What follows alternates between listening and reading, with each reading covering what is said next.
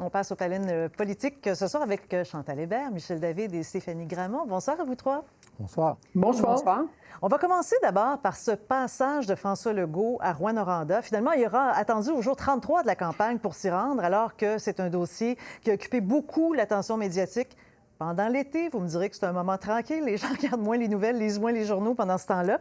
Mais sur toute cette histoire de contamination avec la fonderie Horn, M. Legault a rencontré des élus municipaux, nous a appris que les négociations avec la fonderie, c'est toujours en cours pour arriver à réduire les émissions à 15 nanogrammes d'ici 5 ans. Il n'exclut pas un référendum sur la question parce qu'il veut relancer la balle dans le camp des citoyens maintenant. On va l'écouter. C'est pas à moi de prendre la décision, c'est aux citoyens de Rouyn-Noranda. Il y a deux scénarios. Le scénario, c'est d'avoir un plan qui est acceptable à la population, qui respecte la santé, qui respecte l'environnement. Et de l'autre côté, c'est une fermeture d'usine. La pénurie de main-d'œuvre, on nous a dit ce matin dans une usine qu'on a visitée qu'il manquait du monde. Est-ce que ce serait un drame économique de fermer la fonderie Horn? Écoutez, là, je pense poser la question, c'est y répondre. Il y a 650 emplois à 100 000 par année. Je pense pas qu'il y ait 650 autres emplois disponibles à 100 000 par année. Donc, il y a une décision économique à prendre pour tout le monde aussi. On connaît, même si on n'y est pas, un peu le climat qui règne actuellement à Rouyn-Noranda. Société qui est divisée sur cette question-là. Des gens, des parents d'abord, des médecins aussi qui sont inquiets pour la santé des gens. Chantal, je vais commencer avec vous. Est-ce qu'il prend la bonne approche dans le dossier, M. Legault? Pour une fin de campagne électorale, c'est tout de même particulier. Surtout que jusqu'à aujourd'hui, je pense que la plupart des gens qui regardaient ça là-bas ou ici pensaient que le fardeau de la preuve était encore dans la cour de la fonderie Horn, à qui on avait demandé de refaire ses devoirs. Ce que M. Legault a fait aujourd'hui, c'est dire, ben non, à la fin, le fardeau de la preuve va être avec les gens qui vivent dans la circonscription et qui devront décider s'ils veulent sacrifier des emplois. Je suis pas sûre qu'il a aidé son candidat dans cette circonscription-là, on verra. On a vraiment l'impression, Chantal, qu'il oppose ici des bons emplois payants, puis on sait pourtant à quel point c'est cher à ses yeux, et la santé publique. Mais la santé publique, ça fait quand même 2 ans et demi qu'il nous en parle avec la pandémie, puis qu'il nous montre que c'est important pour lui. Et là, soudainement, ça pèse pas lourd devant des emplois. Et c'est une équation, effectivement, qui détonne, surtout quand il parle de médecins en disant qu'un groupe de médecins, c'est pas eux qui vont décider.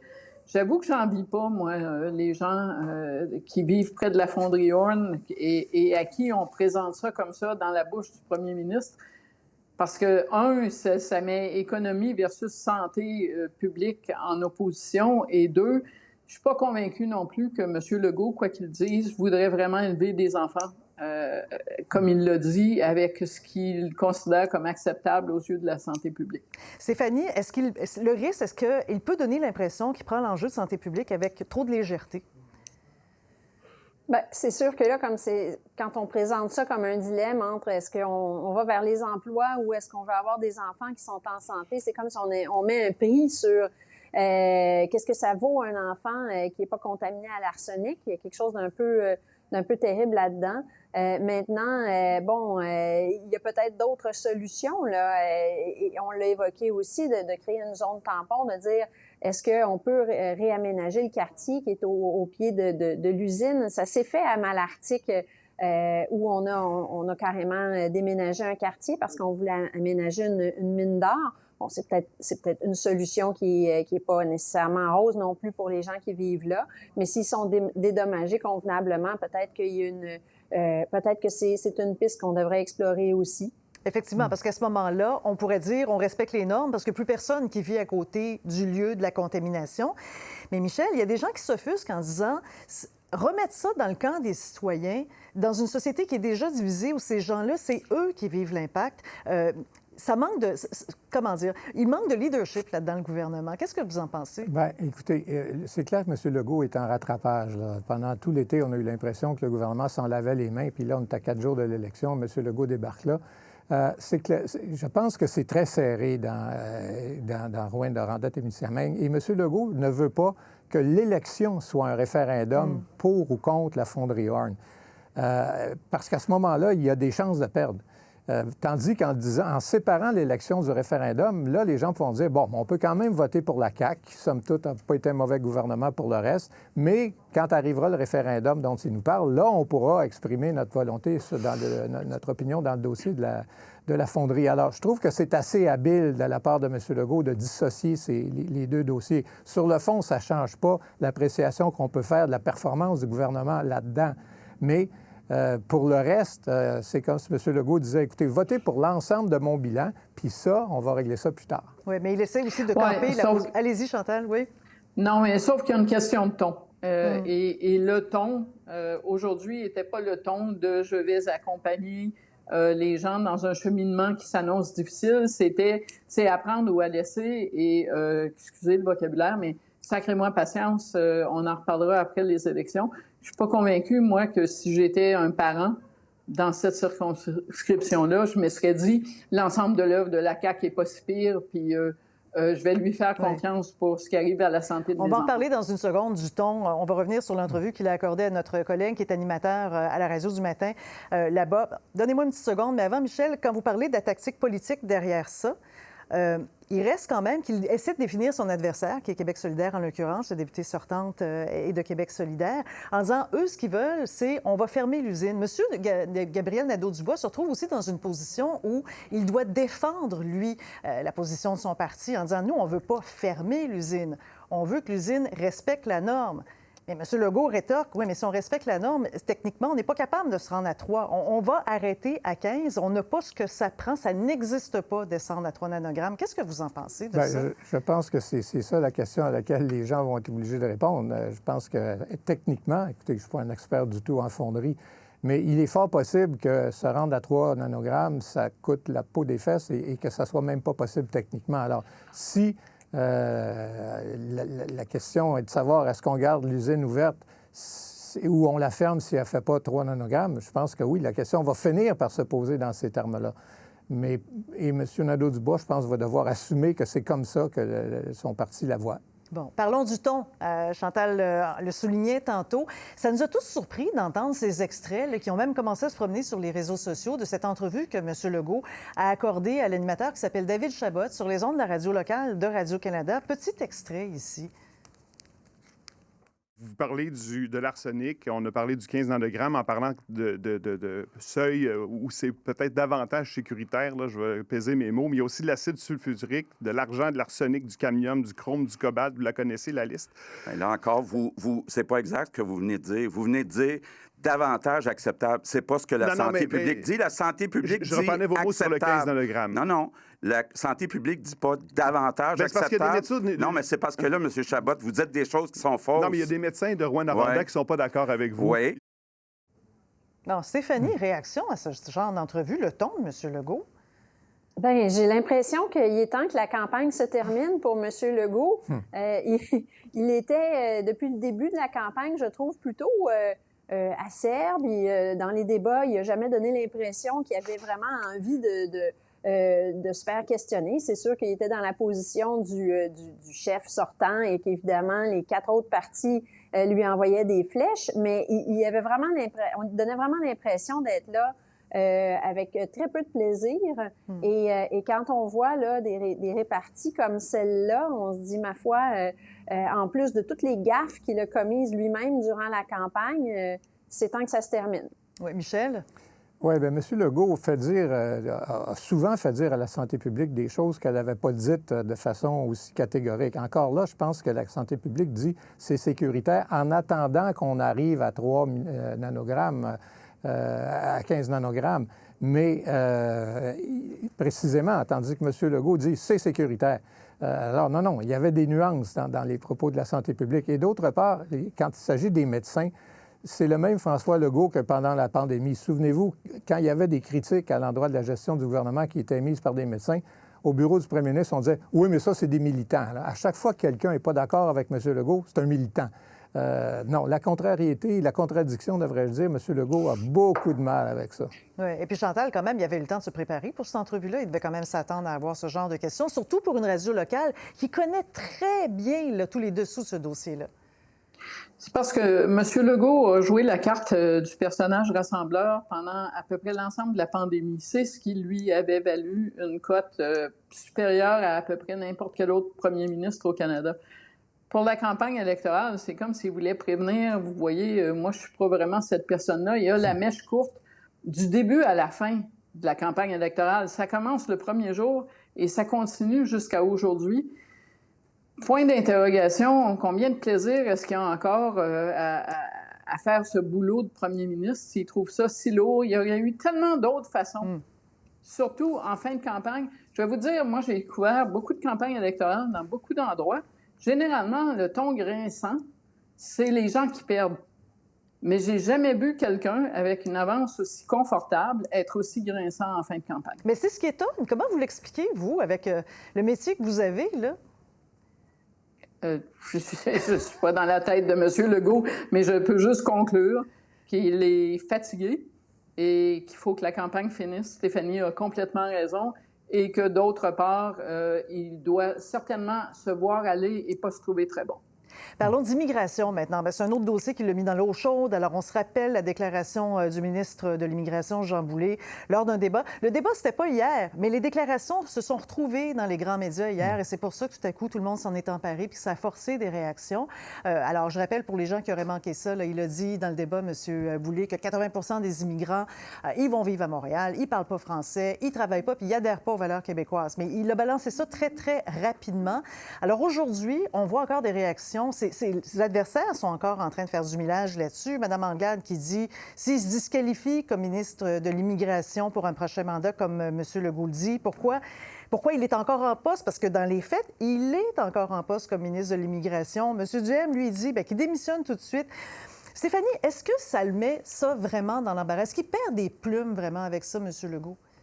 Bien, il perd plus que des plumes. Là. Il perd le plumage au complet. Je parle de M. Boulet, là, mais...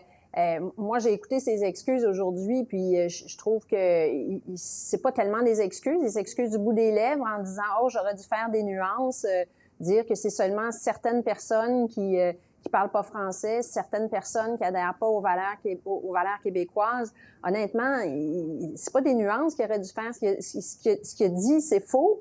Et il devrait mettre l'accent sur le beau côté de l'immigration à la place s'il est vraiment ministre de l'Immigration. Il devrait dire, ma foi, les immigrants, c'est extraordinaire. Ils ont un salaire qui est supérieur à celui des Québécois de souche.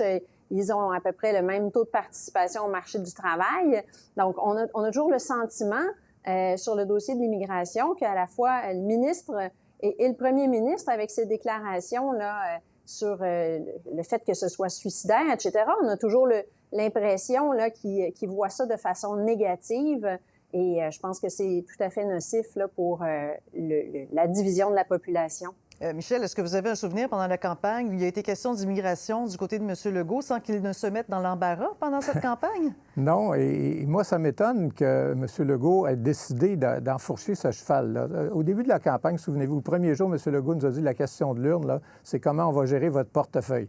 À partir de là, il s'est mis les pieds dans les plats à peu près tous les jours, que ce soit sur l'immigration ou sur le troisième lien. Et M. Legault aurait très bien pu dire, comme il en avait commencé à en parler au printemps, écoutez, c'est un problème complexe, on va avoir une grande conversation nationale là-dessus, on va faire des états généraux, une commission parlementaire, peu importe. La campagne électorale, c'était peut-être pas le meilleur moment pour parler de tout ça. Au lieu de ça, il est sauté dans la mêlée et avec le résultat qu'on a vu, M. Legault n'a pas la finesse, je trouve, là, pour discuter avec toutes les nuances qu'il faut d'une question aussi complexe dans le feu d'une campagne électorale. Et à partir de là, il n'aurait pas dû se lancer là-dedans. Chantal, est-ce qu'il va en payer le prix ou pas? Parce que là, finalement, il a pris une décision. Alors, ça a été pour réparer les dégâts, là, amener M. Boulet à présenter des excuses puis à faire une tournée d'entrevues d'excuses. Et lui, de dire, bien, écoutez, dans un prochain mandat, ce ne sera pas un ministre de l'Immigration, M. Boulet. Est-ce que c'est suffisant pour réparer les dommages? Probablement qu'il ne payera pas une grosse facture lundi. Le jello, là, pour reprendre l'expression, est pas mal pris en ce qui a trait aux résultats des élections. Au début de la campagne, la CAQ avait probablement des espoirs de reprendre ou de prendre plus de terrain à Montréal. Je pense que là-dessus, c'est le genre de déclaration qui n'aide pas. Et contrairement aux gens qui font juste aligner des colonnes, c'est quand même important pour le gouvernement ou le parti qui forme un gouvernement à Québec d'avoir une représentation à Montréal. C'est pas sain d'avoir un gouvernement qui représente tout sauf Montréal. Mais ça, Mais là où il se fait du tort, c'est dans sa capacité d'avoir des appuis pour ce qu'il espère accomplir en rapatriement de pouvoir sur l'immigration. Parce que je dois vous dire qu'à voir la campagne électorale, il ne faudra pas trop compter sur le Parti conservateur fédéral qui veut gagner une élection dans les banlieues de Toronto, dans les banlieues de Vancouver, très diversifiées, pour se faire le porte-voix des revendications de François Legault. Je pense qu'on n'est plus là avec la campagne électorale là-dessus. Va lui coûter du capital politique dans les négociations qu'il prétend avoir avec le gouvernement de Justin Trudeau. Vous venez de parler de l'important d'avoir une représentativité de Montréal au sein du gouvernement, mais est-ce que c'est important aussi d'en avoir une pour tous les partis à partir du moment où ils ont atteint le seuil de 15 % d'intention de vote? C'est du moins ce que pense Paul Saint-Pierre Plamondon. Il a abordé ce sujet-là aujourd'hui. On va l'écouter. Si des voix ne se font pas entendre dans le Parlement, là où les choses se décident, elles se font souvent entendre dans la rue. Je ne pense pas qu'il va y avoir de soulèvement, mais à l'approche de ce vote-là, je réitère, même pour des adversaires avec qui je n'ai pas de points en commun ou presque pas, je réitère qu'on a besoin d'opposition forte. Et sur Twitter, il en a rajouté, M. Saint-Pierre Plamondon, en disant « J'ai très peu en commun avec Éric Duhaime, mais je pense que si un parti obtient 15 % il mérite d'être entendu à l'Assemblée nationale. Sinon, ce n'est pas légitime. » Tour de table là-dessus, en commençant par vous, Stéphanie. Bien, si on avait un système de scrutin qui était entièrement proportionnel, avec 15 % des voix, un parti comme celui de M. Duhaime ou celui comme le Parti québécois aurait peut-être une vingtaine de députés, là, à peu près. Et là, avec le scrutin, le mode de scrutin qu'on a, ils vont peut-être avoir 0, 1, 2, 3. Alors, c'est sûr que ça crée une énorme distorsion. Le fait d'avoir 5 partis, ça nuit aux partis qui sont plus petits, qui ont moins de votes. Et évidemment, ça favorise beaucoup la CAQ. Donc, est-ce que c'est normal? Est-ce que c'est sain? Je ne pense pas. Mais une réforme du mode de scrutin, évidemment, ça a été écarté. Il reste à voir, il y a quand même des probabilités que M. Paul Saint-Pierre Plamondon soit élu dans sa circonscription, surtout que, évidemment, il y a eu un retrait là, du candidat, de la candidate solidaire. De Québec solidaire, l'affaire du petit dépliant, là, oui. Exactement. Donc ça va peut-être le favoriser en bout de piste. Pour M. Duhaime, il faudra voir aussi. Mais moi, je pense qu'avec la campagne que M. Saint-Pierre Plamondon a menée, très positive, certainement qu'il mériterait un siège. Oui. Il y aurait un apport intéressant. Mais Michel, à l'Assemblée. On se rappelle tous de M. Legault qui a dit « Ah, vous savez, la question de revoir la méthode de vote proportionnelle ou pas s'intéresse juste à quelques intellectuels. » Mais est-ce que c'est pas justement la campagne à 5 partis qui fait en sorte que ça remet ce dossier-là à l'avant-plan? Et là, les gens voient, elle est où, la distorsion? Oui, d'ailleurs, ça m'étonne toujours d'entendre M. Legault quand il dit ça, parce qu'à l'époque où il avait signé l'entente, il ne trouvait pas que c'était une question qui intéressait juste les intellectuels. Là, il trouvait que c'était bien important. Et encore aujourd'hui, je l'entendais réfléchir à voix haute sur les mérites quand même d'un système. Il sent que les gens voient un problème. Et quand il a parlé il y a 2-3 jours là, de collaboration avec les autres partis, c'est parce qu'il voit bien qu'il y a un problème de représentativité et qu'au lendemain de l'élection, les gens vont commencer à s'en apercevoir. Oui. Alors, j'ai comme l'impression que l'histoire du mode de scrutin, là, il va continuer à traîner ça comme ça ne sera pas fini, ça ne s'arrête pas avec l'élection. Chantal, il reste juste 15 secondes là-dessus, une réaction? Je me souviens encore de François Legault qui disait « Je ne ferai pas un Justin Trudeau de moi-même », ce qu'il a fait. C'était la conclusion de notre panel ce soir. Merci à vous trois d'avoir été avec nous. Au revoir. Au revoir. Merci. Au revoir.